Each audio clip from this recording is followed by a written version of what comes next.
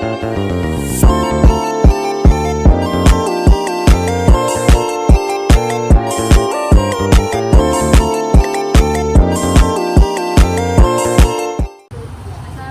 warahmatullahi wabarakatuh. Waalaikumsalam warahmatullahi wabarakatuh.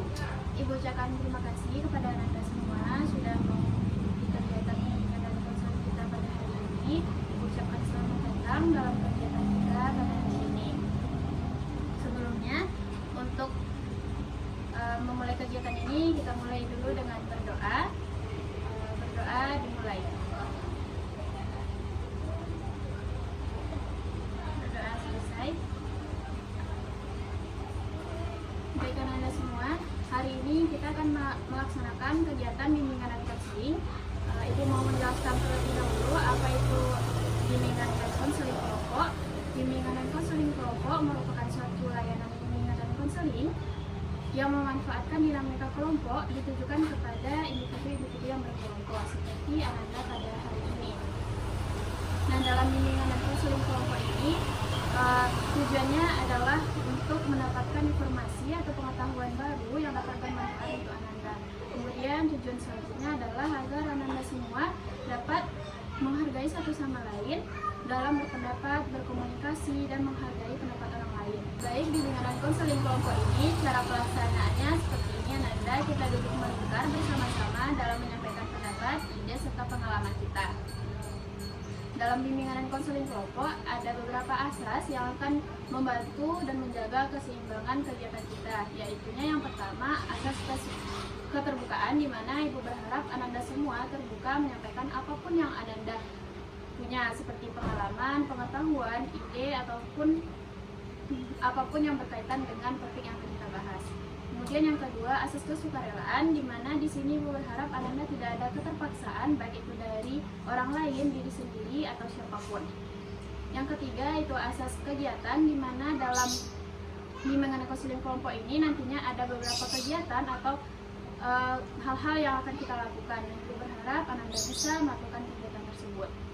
Dan yang keempat ada asas kenormatifan, di mana asas ini sangat penting. Kita akan menerapkan norma-norma yang berlaku dalam masyarakat kita seperti norma sopan santun dan lainnya, sehingga kegiatan ini berjalan sesuai dengan kebiasaan kita di masyarakat. Kemudian yang terakhir adalah asas kerahasiaan. Asas ini sangat penting karena apapun yang kita sampaikan, apapun yang Anda dapatkan di dalam kelompok ini tidak akan sampai kepada orang lain dan akan dijaga oleh masing-masing Ananda dan Ibu sendiri dengan sebaik-baiknya. Baik Ananda, ada yang mau ditanyakan dulu sebelum kita lanjutkan?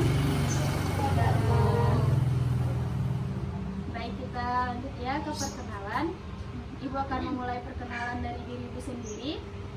Perkenalkan, nama Ibu Mujadid Nazifah Gustiali, bisa dipanggil Ibu Zifa. Ibu merupakan guru bimbingan dan konseling. Selanjutnya, mau dimulai dari kanan dulu atau kiri? Baik, kita mulai dari kanan dulu. Namanya siapa, Nanda? Cesia. Oke, Cesia. Selanjutnya, Nisa. Oke, Nisa. Selanjutnya, Rina. selanjutnya, Yoma. oke, selanjutnya, sebelah Nurul, Rahmat. oke, terakhir. Setelah kita mengetahui nama masing-masing, kita akan melakukan permainan rantai nama ya Ananda. Itu akan dimulai dari Ibu terlebih dahulu, kemudian dilanjutkan oleh Cesia, dan dilanjutkan oleh Nisa, dan seterusnya. Ibu mulai ya Ananda. Ibu Zifa, Cesia, Nisa, Rina. Ibu Zifa, Cesia, Nisa, Rina, Yoma. Ibu Zifa, Cesia, Nisa, Rina, Yoma, Nurul. Ibu Zifa, Cesia, Nisa, Rina, Yoma, Nurul, Rahmat. Zifa, Cesia, Nisa, Rina, Yelma, Nurul, Rahma, Helmi. Oke, bagus sekali. Kita sudah saling mengenal dan Ibu berharap dengan permainan rantai nama ini kita bisa mengingat nama masing-masing dan akrab baik dalam konseling kelompok ini maupun di luar bimbingan dan konseling kelompok ini. Dan Nanda, baik kan Nanda, kita sudah saling mengenal dan Ibu berharap dengan permainan rantai nama tadi kita bisa akrab dalam kegiatan bimbingan dan konseling kelompok ini maupun di luarnya nanti. Kita lanjutkan ke tahap selanjutnya. yaitu tahap kegiatan di mana kita akan membahas satu topik dan Ibu berharap Ananda semua berpartisipasi aktif menyampaikan pengalaman, ide, dan pengetahuannya tentang topik yang akan kita bahas ini. Baik Ananda semua? Baik Bu. Baik Ananda semua, kita akan hari ini akan membahas bimbingan dan konseling dengan topik tugas, di mana topik ini berasal dari diri Ibu dan sangat hangat dibahas oleh masyarakat akhir-akhir ini. Judul dari topik tugas kita hari ini adalah pelecehan seksual. Sebelumnya ada yang mau ditanyakan dahulu Ananda tentang topik yang akan kita bahas hari ini?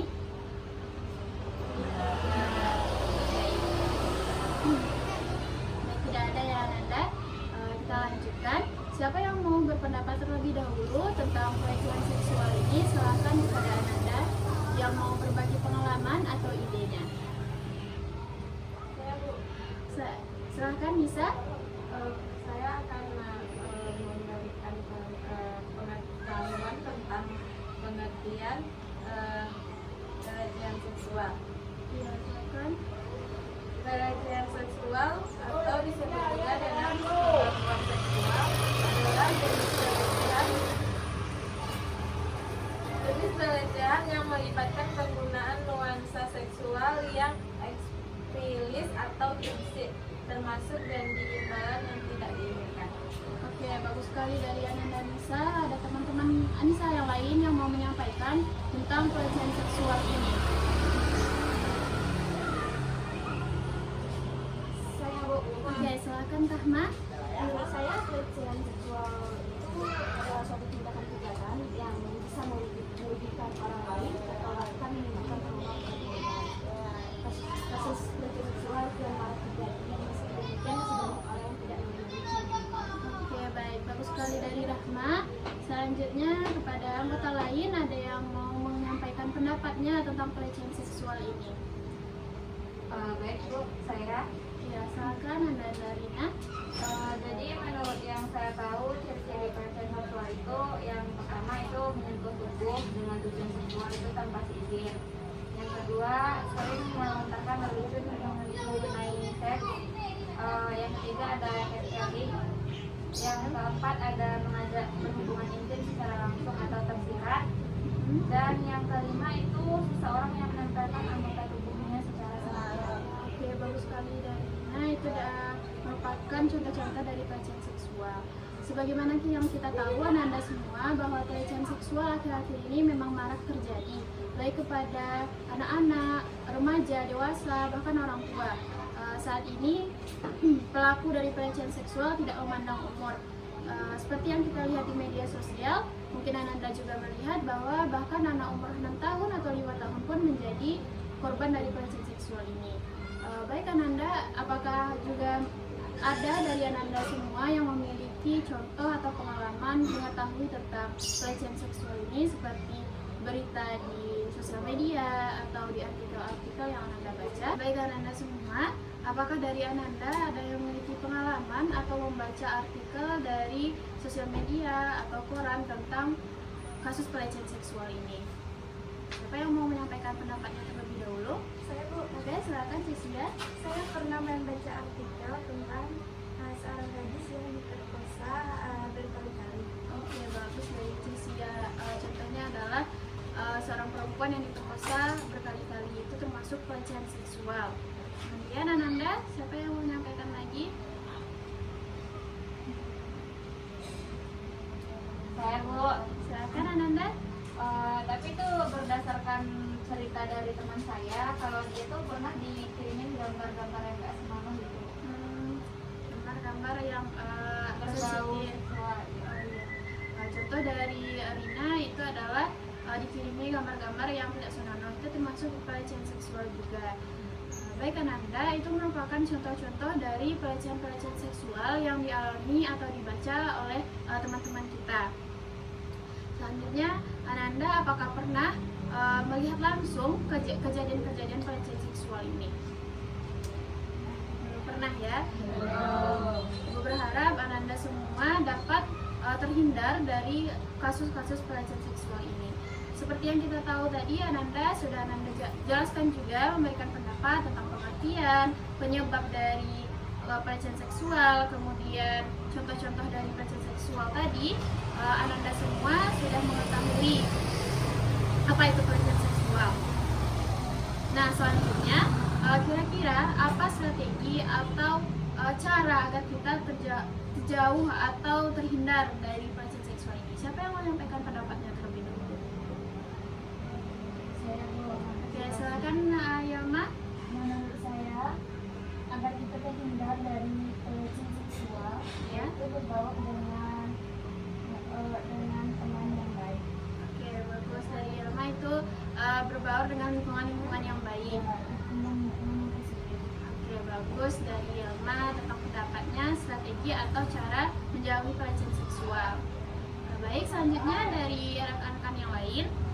Oke, silakan kepada Nurul. Menurut saya, cara agar terhindar dari pelecehan seksual itu yaitu menghindari tempat yang berbahaya Ya. dan bersikap tegas.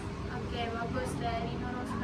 Itu adalah bersikap tegas juga ya, seperti yang kita tahu bahwa kadang-kadang pelecehan seksual ini sering terjadi karena si korban itu diam, tidak memberitahu orang pelaku atau orang-orang di sekitarnya bahwa ia menerima perlakuan yang tidak senonoh. Oke, selanjutnya kepada teman-teman yang lain, apa nih strategi yang bisa kita lakukan untuk menjauhi pelecehan seksual ini? Oke, bagus, bisa. Menurut saya mungkin untuk lebih menyadarkan diri dan memberikan pengetahuan kepada anak-anak usia dini apa itu pelecehan seksual dan agar mereka bisa lebih menjaga diri mereka dari pelecehan seksual. Oke, bagus dari Nisa itu memberi pengetahuan kepada anak-anak kecil karena seperti yang kita lihat hari ini bahwa sedang panas-panasnya korban dari pelecehan seksual adalah anak-anak di bawah umur 6 tahun, 5 tahun, bahkan itu dari kerabat terdekatnya. Jadi menurut Nisa kita bisa memberikan pengetahuan kepada anak-anak agar terhindar dari pelecehan seksual. Baik Ananda, seperti yang sudah Ananda jelaskan tadi bahwa pengertian, penyebab, kemudian faktor dari pelecehan seksual ini memang betul-betul berbahaya dan sangat marak terjadi di sekitar kita. Baik itu kita lihat di media sosial, kita dengar dari orang-orang lain, kita baca di koran atau majalah lainnya. Baik Ananda, ada yang mau berpendapat lagi atau menyampaikan idenya tentang topik kita pada hari ini? Saya Bu, Baik, silakan Rahmat. menurut saya itu pelecehan seksual bisa berdampak bagi yang dilecehkan, mendapatkan rasa trauma dan memiliki Rasa takut ya. rasa takut kepada orang lain dan sulit bersosialisasi ke depannya. Oke, bagus dari Rahmat. Ini Bu, Ya. saya sendiri sependapat dengan Rahma karena orang yang dilecehkan atau korban itu pasti akan merasakan ketakutan dan ketraumaan terhadap orang yang akan ditemui kadang atau di materi juga akan susah mensosialisasikan diri. Oke, baik. Bagus dari Rahma dan Ina bahwa mereka sependapat bahwa pelecehan seksual ini sangat berpengaruh pada keadaan mental psikologis kita.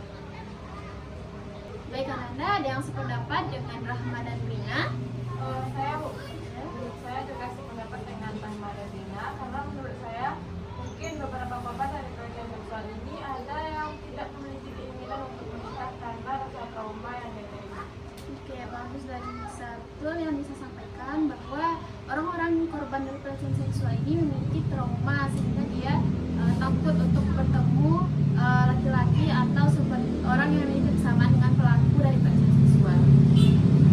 Baik Ananda, tadi Ananda semua sudah menyampaikan pendapatnya, idenya, pengalamannya tentang pelecehan seksual ini. Ananda sudah menyebutkan pengertian, faktor, penyebab, kemudian jenis-jenis, dan juga contoh-contoh dari pelecehan seksual ini. Kemudian tadi juga Ananda menyebutkan strategi atau cara agar terhindar dari pelecehan seksual ya Ananda. Baik, kita masuk kepada penyimpulan. Dari Ananda, siapa yang dahulu yang mau menyampaikan kesimpulan pengetahuan yang didapatkan dari kegiatan bimbingan konseling kita pada kali ini?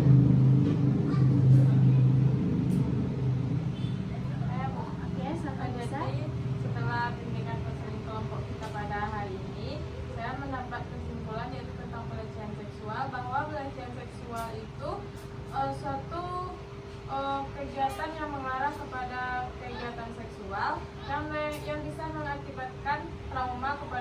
korban dan pelecehan seksual itu juga sangat berbahaya. Oke, bagus dari Nisa. Itu adalah kesimpulan yang bisa ambil dari kegiatan kita pada hari ini. Selanjutnya, siapa yang menyampaikan pendapatnya terlebih dahulu? Saya Bu. Oke, silakan Rina. Jadi saya akan menambahkan pendapat dari saudari Nisa tadi. Menurut saya setelah pembinaan ini kita kedepannya agar lebih baik lagi dari segi lingkungan, pergaulan atau pengetahuan tentang pelecehan seksual agar tidak terhindar. Jadi Oke, bagus dari Rina. Itu adalah kesimpulan yang Rina ambil dari kegiatan kita pada hari ini. Selanjutnya, kepada teman-teman yang lain, siapa yang menyampaikan kesimpulannya tentang kegiatan kita pada hari ini? Ya, Bu. Oke, silakan Nurul. Menurut saya, pelecehan seksual itu merupakan tindakan yang tidak etis dan merugikan yang dapat terjadi di berbagai tempat, baik di lingkungan kerja, sekolah, maupun dalam kehidupan. Bagus dari Nurul. Itu adalah kesimpulan pengetahuan yang Nurul dapat hari ini dari konseling kelompok kita. Selanjutnya, kepada teman-teman yang lain yang ingin menyampaikan pendapatnya atau kesimpulan yang bisa diambil dari kegiatan kita pada hari ini dengan topik tugas pelecehan seksual. Oke, silakan. pelecehan seksual adalah perilaku tercela atau perilaku menyimpang yang mengakibatkan korban-korbannya trauma, gangguan mental untuk bersosialisasi. Oke, bagus itu dari Yelma. Baik, kesimpulan selanjutnya dari teman-teman yang tersisa, silakan. Oke, silakan bisa. Pelecehan seksual merupakan tindakan yang tidak dapat diterima dan merugikan korban secara emosional, fisik, dan psikologis. Hal ini dapat terjadi di berbagai lingkungan, termasuk di tempat kerja, pendidikan, dan dalam hubungan pribadi. Oke, bagus dari bisa. Baik, itu dari teman-teman Risa, Rina, Yelma, Ciza, dan Nurul sudah menyampaikan. Selanjutnya kepada teman-teman yang lain. Saya Bu, menurut saya untuk bisa menghindari pelecehan seksual itu bisa diterapkan beberapa langkah, yaitu dengan tingkatan kesadaran bagi diri kita sendiri dan tetap waspada di lingkungan sekitar kita di mana kita berada dan untuk tetap menjaga batasan pribadi kita dan menggunakan komunikasi terbuka jika merasa menjadi korban pelecehan seksual, mempelajari prosedur pelaporan pelecehan seksual kepada pihak berwajib. Oke, bagus dari Rahma. Itu cara mengatasinya agar kita terhindar dari pelecehan seksual atau keluar dari masalah atau kasus pelecehan seksual. Baik Ananda, kita sudah menyampaikan kesimpulan-kesimpulan yang Ananda dapatkan hari ini. Nah, masih adakah yang mau menyampaikan kesimpulan atau apa yang dia dapat hari ini? Ada Bu, saya Bu. Ya, silakan Helmi. Ciri-ciri pelecehan seksual yang pertama perilaku tak pantas, kedua sentuhan yang tidak pantas, ketiga menggunakan kekuasaan. Oke, bagus itu dari Helmi bahwa yang dapat Helmi simpulkan adalah ciri-ciri dari pelecehan seksual tersebut. Nah, Ibu mau menyimpulkan sedikit Ananda tentang topik yang kita bahas hari ini, yaitu tentang topik pelecehan seksual, di mana topik ini sangat marak terjadi di sekitar kita. Dan Ibu berharap dengan ini kita dapat lebih mengetahui tentang pelecehan seksual. Pelecehan seksual itu adalah kegiatan yang merugikan orang lain, bahkan seperti yang Anda sampaikan tadi dapat menimbulkan trauma dan menghancurkan masa depan dari korban si pelecehan seksual ini. Kemudian bentuk dari pelecehan seksual bukan hanya sekedar hubungan atau kegiatan yang berbau dengan seksualitas. Pelecehan seksual ini memang sangat marak terjadi di sekitar kita. Seperti yang Ananda sampaikan tadi, pendapat dan pengalaman Ananda sendiri bahwa kegiatan-kegiatan pelecehan seksual ini bukan hanya sekedar hubungan seksualitas saja, tetapi juga hal-hal sederhana menurut masyarakat kita, seperti catcalling, kemudian kata-kata yang berbau seksual yang menurut mereka adalah candaan, kemudian bentuk-bentuk dari komunikasi sosial media yang mengarah kepada kegiatan seksual.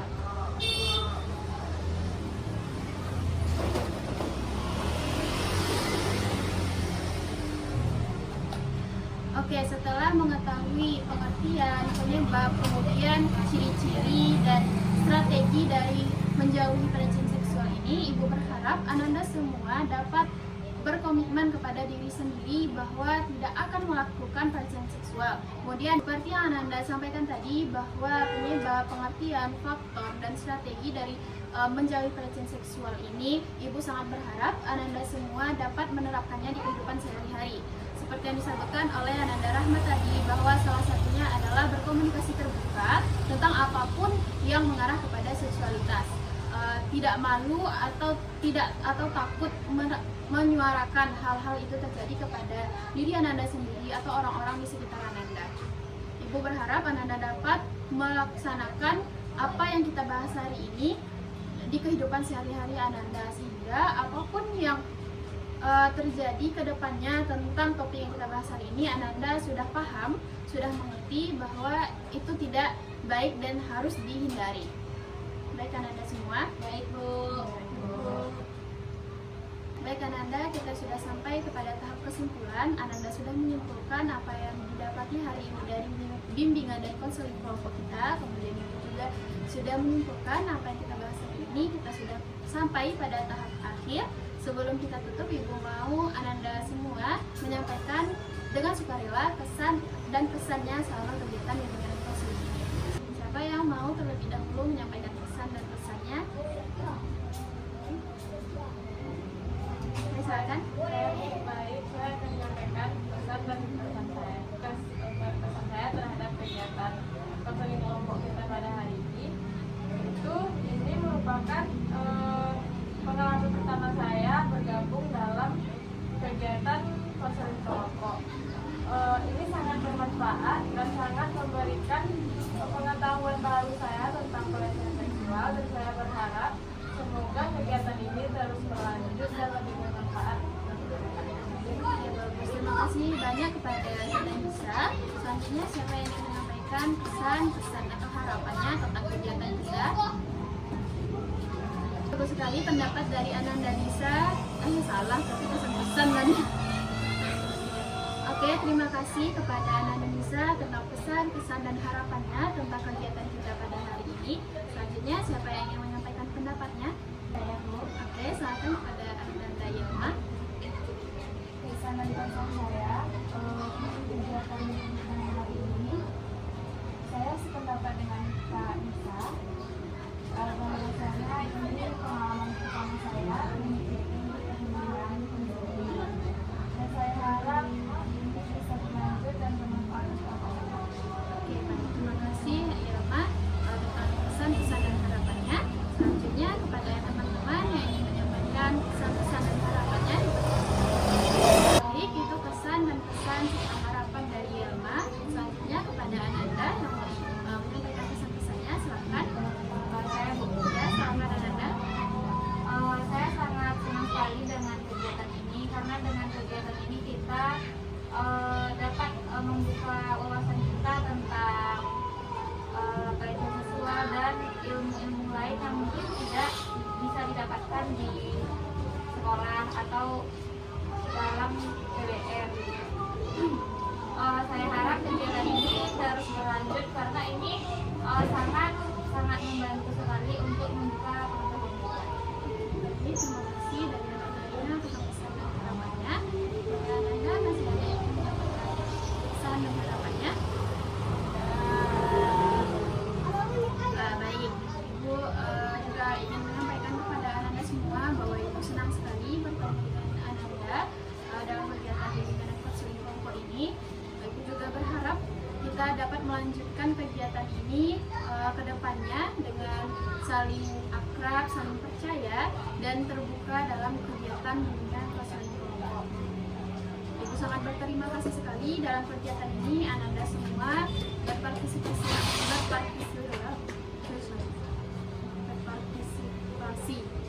Ya. Baik Ananda semua sudah menyampaikan pesan-pesan serta harapannya. Baik Ananda semua, Ananda sudah menyampaikan pesan-pesan serta harapannya dalam kegiatan bimbingan konseling kelompok ini. Ibu juga ingin menyampaikan bahwa Ibu sangat senang sekali Nanda semua sangat berpartisipasi aktif dalam mengikuti kegiatan ini. Ibu berharap kedepannya kita bisa saling percaya, akrab, dan terus melanjutkan kegiatan ini. Nah, sebelum kita pulang, Ibu mau menanyakan dahulu untuk kegiatan selanjutnya itu kita lanjutkan di hari yang sama untuk minggu depan atau mau bukan hari? Yang sama. Baik, di hari yang sama dan jam yang sama ya Nanda semua. Oke. Ibu ucapkan terima kasih banyak karena sudah meluangkan waktu dalam kegiatan kita pada hari ini hingga sore begini. Insya Allah di pertemuan selanjutnya kita akan mengikuti bimbingan dan konseling kelompok dengan topik bebas maupun konseling kelompok dengan masalah-masalah yang Nanda rasakan di hari yang sama dan jam yang sama ya Nanda. Baik, sebelum kita pulang kita berdoa terlebih dahulu bentuk syukur kita kepada Tuhan bahwa kegiatan hari ini sudah selesai. Berdoa dimulai.